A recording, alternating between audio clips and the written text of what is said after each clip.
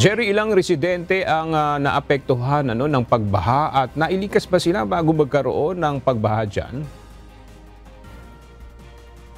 Yes, aga batay sa isinagawang rapid damage assessment and its analysis, nasa 780 na pamilya o katumbas ng 1,970 na residente o individual ang naapektuhan nga ng pagragasa ng pagbaha o dito nga sa nangyaring pasama ng panahon na dulot nga ito ng shear line dito sa Isla Masbate. At bago pa man na lumagasa ang flash flood ay nailikas na ang mga residente.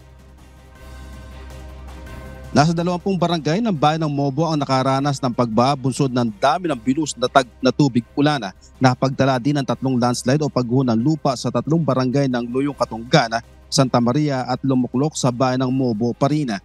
42 bahay ang partially damaged dahil sa pagragasa ng tubig baha.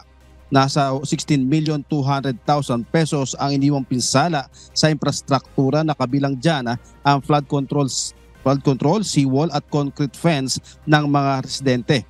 12 partially damaged at 2 pa ang totally damaged na bangkang pangisda ang naitala ng MDRRMO Mobo.